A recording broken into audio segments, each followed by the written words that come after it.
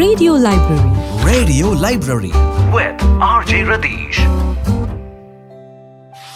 വിജയിക്കാനൊരു മന്ത്രം എൻ്റെ കയ്യിലുണ്ട്. നമസ്കാരം എല്ലാ പ്രിയപ്പെട്ടവർക്കും റേഡിയോ മലയാളം 98.6 റേഡിയോ ലൈബ്രറിയിലേക്ക് സ്വാഗതം. ഞാൻ രതീഷ്. നമുക്കെല്ലാവർക്കും ഒരു മോട്ടിവേഷൻ ആവശ്യമാണ് അല്ലേ? ലൈഫ് നമ്മളിങ്ങനെ മുന്നോട്ട് പോകുന്ന സമയത്ത് പലതരം പ്രതിസന്ധികൾ നമ്മൾ നേരിടാറുണ്ട്. എന്നാൽ ഒരു സൈഡിൽ നമുക്കൊരു പ്രചോദനം കിട്ടുകയാണെന്നുണ്ടെങ്കിൽ, കുറച്ചധികം നിർദ്ദേശങ്ങളൊക്കെ കിട്ടുകയാണെന്നുണ്ടെങ്കിൽ ലൈഫ് നമുക്ക് ഒന്നുകൂടെ ബൂസ്റ്റ് ചെയ്യാൻ പറ്റുന്നതായിരിക്കും. അപ്പോൾ അങ്ങനെ ബൂസ്റ്റ് ചെയ്യാൻ പറ്റുന്ന ഒരു പുസ്തകത്തെക്കുറിച്ചാണ് ഞാൻ പറഞ്ഞു തുടങ്ങിയത്, വിജയമന്ത്രങ്ങൾ.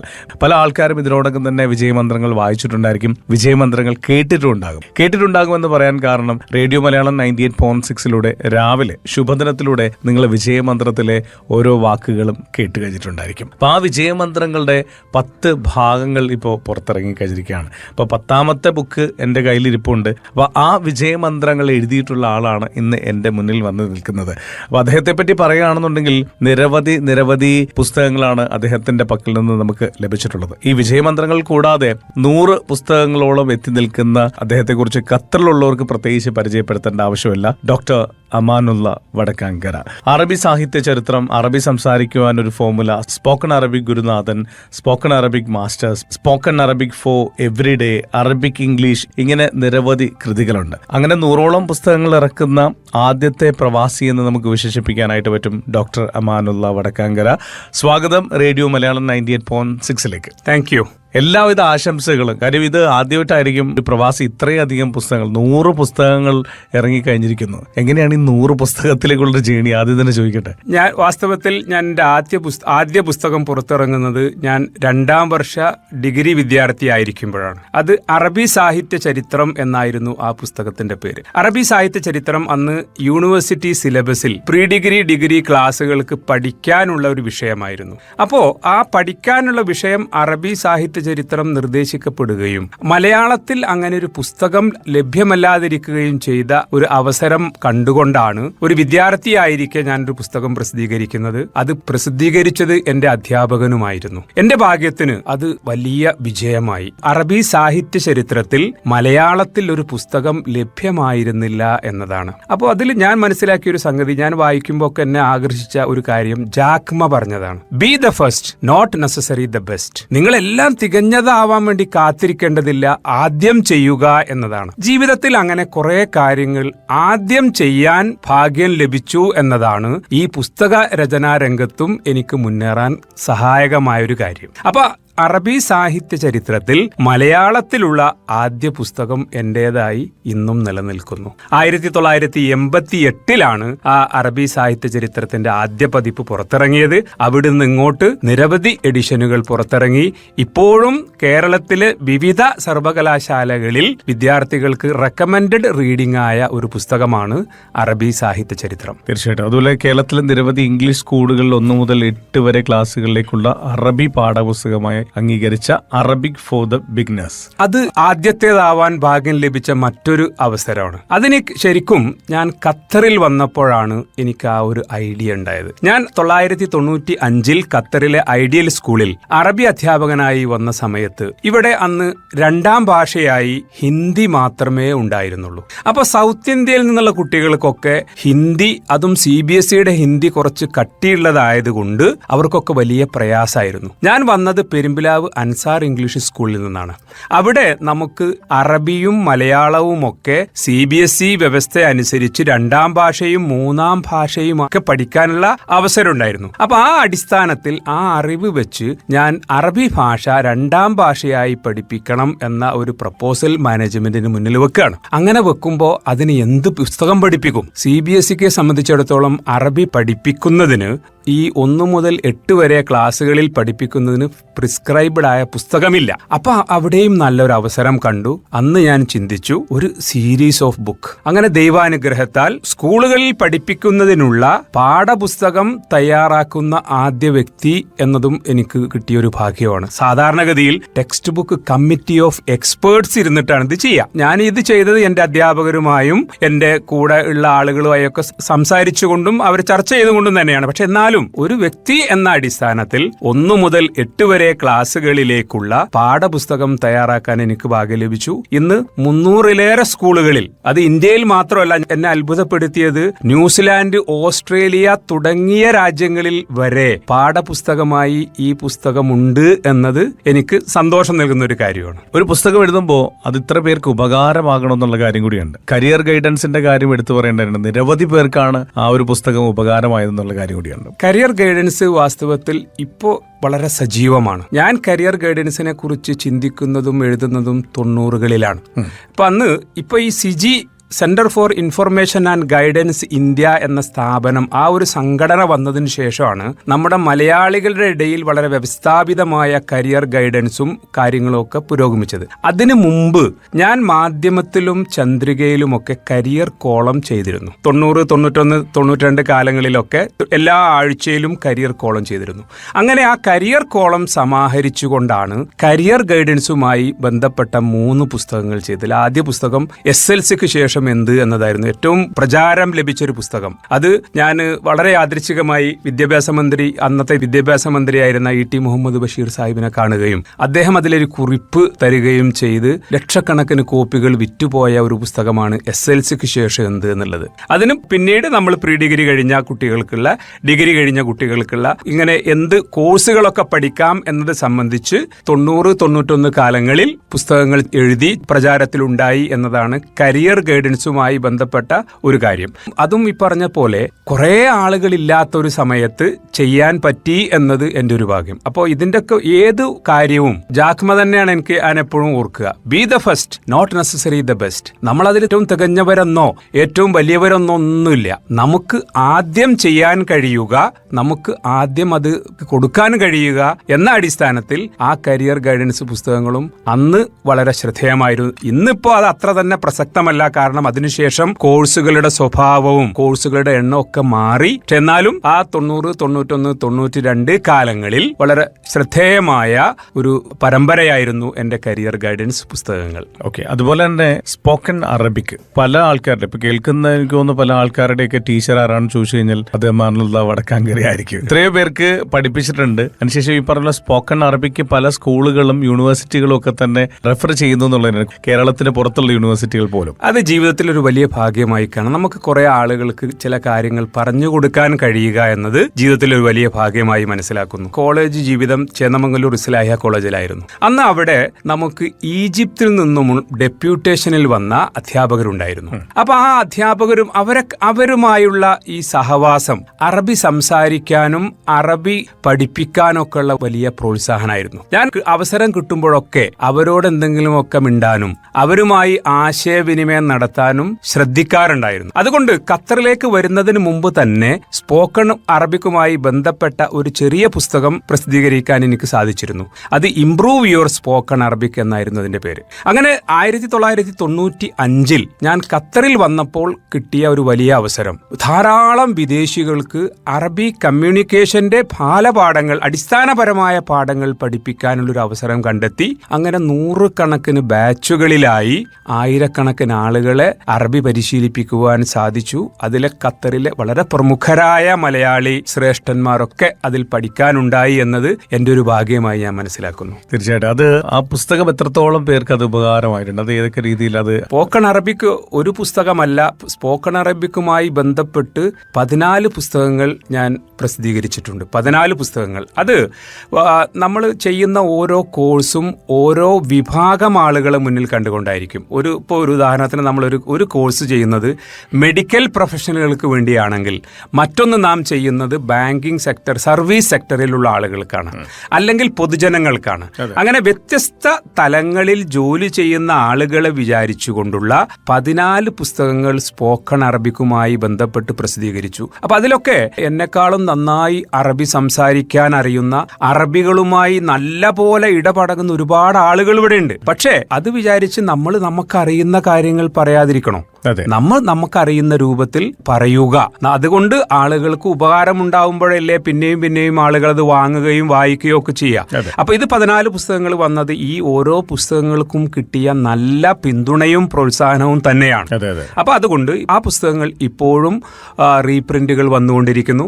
ഈ പുസ്തകങ്ങൾ പലതും യൂണിവേഴ്സിറ്റികളിലൊക്കെ ഇപ്പൊ ഈ കമ്മ്യൂണിക്കേറ്റീവ് അപ്രോച്ച് എന്ന ഒരു രീതിയിലേക്ക് മാറിയപ്പോ പല സർവകലാശാലകളും ഈ പുസ്തകങ്ങളുടെ പല ഭാഗങ്ങളും അവരതിൽ ഉൾപ്പെടുത്തിയിരിക്കുന്നു എന്നത് വളരെ സന്തോഷമുള്ള ഒരു കാര്യമാണ്. ഒരുപാട് പുസ്തകങ്ങൾ എഴുതിയ കഥ നമ്മൾ പറഞ്ഞു പോകുന്നുണ്ട്. 100ഓളം പുസ്തകങ്ങൾ ഇറക്കിയ ആദ്യത്തെ പ്രവാസി എന്ന് നമുക്ക് വിശേഷിപ്പിക്കാനായിട്ട് പറ്റും ഡോക്ടർ അമാനുള്ള വടക്കാങ്കരെ. അക്കൂട്ടത്തിൽ ലഹരിക്കെതിരെ ഇറക്കിയ പുസ്തകങ്ങൾ, പ്രത്യേകിച്ച് മിനിസ്ട്രിയുടെ ഒക്കെ ഒരു സപ്പോർട്ടോട് കൂടി തന്നെയാണ് ആദ്യകാലത്ത് മലയാളത്തിലും അതുപോലെ തന്നെ ഇംഗ്ലീഷിലും പുസ്തകങ്ങൾ എഴുതിയിട്ടുണ്ടായിരുന്നത്. അത് പിന്നീട് പലരും അതിനെ കോപ്പി ചെയ്ത് പോലും മുന്നോട്ട് പോകുന്ന ഒരു കാര്യമുണ്ടായി. അപ്പൊ അത്തരത്തിൽ ആ ഒരു സമയത്ത് ഇങ്ങനെ ഒരു പുസ്തകം ഇറക്കാനുണ്ടായ ഒരു സിറ്റുവേഷൻ, ലഹരി വിരുദ്ധ പ്രവർത്തനങ്ങൾ ഞാൻ നാട്ടിൽ നിന്നേ ആരംഭിച്ചതാണ്. നാട്ടിൽ വാസ്തവത്തിൽ നെഹ്റു യുവ കേന്ദ്രയുമായി ബന്ധപ്പെട്ട് കമ്മ്യൂണിറ്റികളിൽ ഒരുപാട് ബോധവൽക്കരണ പരിപാടികൾ പങ്കെടുത്തിരുന്നു. അത് ഞാൻ ഖത്തറിലേക്ക് വരുന്നതിന് മുമ്പ് തന്നെ ലഹരി വിപത്തിനെതിരെ എന്ന ഒരു പുസ്തകം മലയാളത്തിൽ പ്രസിദ്ധീകരിച്ചിട്ടുണ്ട്. അത് ഈ മദ്യവുമായി ബന്ധപ്പെട്ട കേന്ദ്രീകൃതമായ ഒരു പുസ്തകമായിരുന്നു. പിന്നെ ഡ്രഗിനെതിരെയുള്ള ഒരു പുസ്തകം വേറെയുണ്ട്, പുകവലിക്കെതിരെ ഒന്ന് വേറെയുണ്ട്. ഇങ്ങനെ ഈ 3 കാര്യങ്ങൾ ഖത്തറിലേക്ക് വരുന്നതിന് മുമ്പ് തന്നെ പ്രസിദ്ധീകരിച്ചതാണ്. ഖത്തറിൽ എത്തിയ ശേഷം പൊതുജനാരോഗ്യ മന്ത്രാലയത്തിലെ എഡ്യൂക്കേഷണൽ ഡിപ്പാർട്ട്മെന്റ്, അത് ജാസിം ഫഹ്റു എന്ന ഒരു ഖത്തരിയായിരുന്നു അതിന്റെ ഹെഡ്. അപ്പൊ അദ്ദേഹത്തിന്റെ നിർദ്ദേശപ്രകാരം ഇന്ത്യൻ ഇസ്ലാമിക് അസോസിയേഷന്റെ പൂർണ്ണമായ പിന്തുണയും സപ്പോർട്ടും വെച്ചുകൊണ്ട് നോൺ അറബിക് സ്പീക്കിംഗ് കമ്മ്യൂണിറ്റികളിൽ പുകവലി, മദ്യം, ഈ ഡ്രഗ് അഡിക്ഷൻ, ഈ 3 കാര്യങ്ങളെയും കേന്ദ്രീകരിച്ചുകൊണ്ട്, പ്രത്യേകിച്ചും ലേബർ ക്യാമ്പുകളിലൊക്കെ കേന്ദ്രീകരിച്ചുകൊണ്ട് നിരവധി പ്രവർത്തനങ്ങൾ ചെയ്യാൻ അവസരമുണ്ടായി. അപ്പൊ ഈ സമയത്ത് നമ്മൾ അവർക്ക് കൊടുക്കാൻ എന്തെങ്കിലും ലിറ്ററേച്ചർ ആവശ്യമായിരുന്നു. അപ്പൊ അന്ന് ഈ മന്ത്രാലയമൊക്കെ ഇപ്പോഴുള്ള രൂപത്തിലുള്ള വ്യവസ്ഥാപിതമായ ക്രമങ്ങളൊക്കെ ആയി വരുന്നേ ഉണ്ടായിരുന്നുള്ളൂ. അപ്പൊ അതുകൊണ്ട് തന്നെ കമ്മ്യൂണിറ്റിക്ക് വലിയ പങ്കാളിത്തം അവിടെ ഈ ലിറ്ററേച്ചർ ഉണ്ടാക്കുന്നതിലും അവയർനെസ് പ്രോഗ്രാമുകൾ സംഘടിപ്പിക്കുന്നതിലൊക്കെ കമ്മ്യൂണിറ്റിക്ക് വലിയ പ്രാതിനിധ്യം ഉണ്ടായിരുന്നു. അപ്പോൾ അങ്ങനെ ഇന്ത്യൻ ഇസ്ലാമിക് അസോസിയേഷനും മിനിസ്ട്രി ഓഫ് പബ്ലിക് ഹെൽത്തും സഹകരിച്ചുകൊണ്ട് നടത്തുന്ന ഈ ബോധവൽക്കരണ പരിപാടികളുടെ ഭാഗമായി 1 ഡസനിലധികം ലിറ്ററേച്ചറുകൾ, പുസ്തകങ്ങൾ, അത് മലയാളത്തിലും ഇംഗ്ലീഷിലും ചെയ്യാൻ അവസരമുണ്ടായി. അങ്ങനെയാണ് പുകവലിക്കെതിരെയുള്ള ഒരു സൊസൈറ്റി ഉണ്ടാക്കണമെന്ന് ആഗ്രഹിച്ച് ഖത്തറിലെ പ്രമുഖരായ ഡോക്ടർ MP ഹസൻ കുഞ്ഞി, മുഹമ്മദ് ഉണ്ണി ഒളകര, ഡോക്ടർ അബ്ദുൾ റഷീദ് എന്നീ നമ്മുടെ സമാന ചിന്താഗതിക്കാരായ കുറെ സുഹൃത്തുക്കളെ ചേർത്തുകൊണ്ട് ഒരു സൊസൈറ്റിക്ക് രൂപം നൽകി. Anti smoking society. അതെ, ആന്റി സ്മോക്കിംഗ് സൊസൈറ്റി വളരെ സജീവമായി വിദ്യാർത്ഥികളിലും പൊതുജനങ്ങളിലും ഒരുപോലെ പ്രവർത്തിച്ച ഒരു സംഘടനയാണ്. അപ്പൊ അതില് വിദ്യാർത്ഥികളിലെ പുകവലി ഇല്ലാതാക്കുക, വിദ്യാർത്ഥികളിലെ പുകവലി ഇല്ലാതാക്കണമെങ്കിൽ നിർബന്ധമായും അധ്യാപകരും രക്ഷിതാക്കളും പുകവലിക്കെതിരെ വേണം. അപ്പൊ ഈ അധ്യാപകരും രക്ഷിതാക്കളും വിദ്യാർത്ഥികളും ചേരുന്നതോടുകൂടി സമൂഹത്തിലെ പ്രധാനപ്പെട്ട ഒരു വിഭാഗത്തെ അതിനെതിരെ മാറ്റാൻ കഴിയും. അങ്ങനെയുള്ള ഒരു അവയർനെസ്, ഈ പുകവലി എന്നതൊരു ദുഷിച്ച ശീലമാണ് എന്നൊരു ബോധം സൃഷ്ടിക്കുക എന്നതായിരുന്നു ഞങ്ങളുടെ പ്രധാന ലക്ഷ്യം. കാരണം പുകവലി മറ്റ് ലഹരികളെ അപേക്ഷിച്ച് നിരപരാധികളായ ആളുകളെ കൂടി ബാധിക്കുന്ന ഒരു വിഷയമാണ്. നമ്മളൊരു തെറ്റും ചെയ്യാത്ത ആളുകൾ, സെക്കൻഡ് ഹാൻഡ് സ്മോക്ക് എന്ന് പറയുന്നത് വളരെ ഗുരുതരമായ പ്രത്യാഘാതങ്ങൾ ഉണ്ടാക്കുന്നു എന്നത് ശാസ്ത്രീയ പഠനങ്ങളൊക്കെ തെളിയിച്ചതാണ്. അപ്പൊ അതുകൊണ്ട് പുകവലിക്കെതിരെ ഏതൊക്കെ തലങ്ങളിൽ നമുക്ക് പ്രവർത്തിക്കാൻ സാധിക്കുമോ അങ്ങനെ ചിന്തിച്ചുകൊണ്ടാണ് 100 കണക്കിന് ബോധവൽക്കരണ പരിപാടികൾ നടന്നത്. ആ ബോധവൽക്കരണ പരിപാടികളുടെ ഭാഗമായാണ് കുറെ പുസ്തകങ്ങൾ ചെയ്യാൻ അവസരമുണ്ടായത്. തീർച്ചയായിട്ടും അതിലിപ്പം പുസ്തകത്തിൽ നൽകിയിട്ടുള്ള നിർദ്ദേശങ്ങൾ അതിനു വേണ്ടിയിട്ട് എത്രത്തോളം റിസർച്ച് ചെയ്യേണ്ടി വന്നു? ഇത് കൃത്യമായും WHO നിർദ്ദേശങ്ങളും അവരുടെ ഡാറ്റയും വെച്ചുകൊണ്ട്, അറബിയിലൊക്കെ കാര്യമായ മെറ്റീരിയൽസ് നമുക്ക് മന്ത്രാലയത്തിൽ നിന്ന് കിട്ടും. അത് വെച്ചുകൊണ്ട് നാം അത് നമ്മളുടെ കമ്മ്യൂണിറ്റിക്ക് ഉപകാരപ്പെടുന്ന രൂപത്തിൽ കമ്മ്യൂണിറ്റിയുടെ നീഡിനനുസരിച്ച് ചെയ്യായിരുന്നു. അപ്പൊ അതിൽ പ്രധാനമായും ലോകാരോഗ്യ സംഘടനയുടെ വിവരങ്ങൾ, അവർ ബോധവൽക്കരണത്തിന് ഉപയോഗിക്കുന്ന മെറ്റീരിയലുകൾ, അത് വെച്ചുകൊണ്ടാണ് അതിന്റെ ഒരു സാമൂഹ്യ പ്രാധാന്യം കൂടി അടയാളപ്പെടുത്തുന്ന രൂപത്തിലാക്കി പുസ്തകങ്ങളും ക്യാമ്പയിനുമായി നമ്മൾ മുന്നോട്ട് പോയത്. യാത്രാ വിവരണങ്ങളെ കുറിച്ച് ഒരു പുസ്തകം എഴുതി. സഞ്ചാരി കൂടിയാണ്. യാത്ര, എനിക്ക് സ്കൂൾ കോളേജ് കാലങ്ങളിലൊന്നും ടൂറുകൾ പോകാനോ അങ്ങനെ കുറെ സ്ഥലങ്ങൾ കാണാനോ ഒന്നുള്ള ഭാഗ്യം ഉണ്ടായിരുന്നില്ല. അതുകൊണ്ട് തന്നെ നമ്മൾ സ്വന്തമായ ഒരു പൊസിഷനിൽ എത്തിയ ശേഷം കഴിയുന്നത്ര രാജ്യങ്ങൾ സന്ദർശിക്കുക എന്നത് വലിയൊരു ആഗ്രഹമായിരുന്നു. അപ്പോൾ എവിടെയൊക്കെ പോകും, നമ്മൾ കേരളം വിട്ട് എവിടെ പോയാലും ആ പോയ സ്ഥലത്തെക്കുറിച്ച് നമ്മളുടെ ഇംപ്രഷനുകൾ, നമ്മളുടെ ഇവാലുവേഷൻസ്, നമ്മളുടെ കാഴ്ചകൾ അതൊക്കെ ഒന്ന് എഴുതുക എന്നുള്ളൊരു സ്വഭാവം ഉണ്ടായി. എൻ്റെ മൂത്ത മകൻ +2 കഴിഞ്ഞ് NIT ഡൽഹിയിലാണ് അവൻ പഠിച്ചത്. അപ്പോൾ അവനെ ചേർക്കാൻ ചെന്ന സമയത്ത് അവനൊരു കമ്പനി കൊടുക്കാൻ ഒരാഴ്ച ഞങ്ങൾ ഡൽഹിയിൽ തങ്ങി.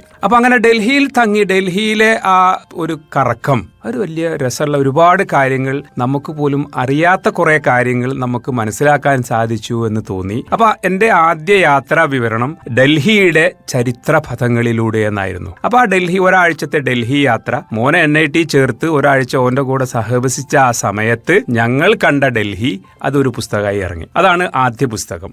പിന്നീട് യൂറോപ്യൻ യാത്ര, തുർക്കി യാത്ര, ജോർജിയ യാത്ര, UAE ദുബായ് യാത്ര, ഇതൊക്കെ പുസ്തകങ്ങളാക്കിയിട്ടുണ്ട്. അതേപോലെ തന്നെ മകൻ ഡൽഹിയിൽ നിന്നും NIT പാസ്സായി അവന് LNT കമ്പനിയിൽ ഉദയ്പൂരിലാണ് ജോലി കിട്ടിയത്. അപ്പോൾ ഉദയ്പൂർ വളരെ മനോഹരമായ തടാകങ്ങളുടെ താഴ്വരയിലൂടെ എന്ന് പറഞ്ഞൊരു പുസ്തകം എനിക്ക് എഴുതാൻ പറ്റി. കാരണം ഉദയ്പൂർ വളരെ മനോഹരമായ ഒരു സ്ഥലം, നമുക്ക് കാണേണ്ട, ഒരുപക്ഷെ നമ്മൾ പുറം രാജ്യങ്ങളിലൊക്കെ പോയി കാണുന്നതിനും ഏറെ കാഴ്ചകളുള്ള ഒരുപാട് സാധ്യതകളുണ്ട് എന്ന് മനസ്സിലാക്കി അതെഴുതി. അപ്പൊ യാത്രാ വിവരണ രംഗത്ത് ഒരു 6-7 പുസ്തകങ്ങൾ ആണ് ഞാൻ ചെയ്തിട്ടുള്ളത്. ഇനി അതിന്റെയൊക്കെ തുടർച്ചയായിട്ട് തന്നെയാണ് എല്ലാവർക്കും ഒരു പ്രചോദനമാകുന്ന രീതിയിൽ ഇപ്പോൾ ഏത് സമയത്തും ഒരു മോട്ടിവേഷൻ നൽകാനായിട്ട് ഈ പുസ്തകത്തിന് സാധിച്ചു എന്നുള്ളത് തന്നെയാണ്. വളരെ പ്രശസ്തരായിട്ടുള്ള ആൾക്കാരുടെ കോട്ടുകളൊക്കെ തന്നെ ഉൾപ്പെടുത്തിക്കൊണ്ടുള്ള വിജയമന്ത്രങ്ങൾ, അതിന്റെ 10ാം ഭാഗമാണ് ഇപ്പോൾ പുറത്തിറങ്ങി കഴിഞ്ഞിരിക്കുന്നത്. ഈ അടുത്തിടെയാണ് അതിന്റെ ഒരു പ്രകാശനം കൂടി കഴിഞ്ഞിരിക്കുന്നത്. വിജയമന്ത്രങ്ങൾ ശരിക്കും കോവിഡ് കാലത്തുണ്ടായ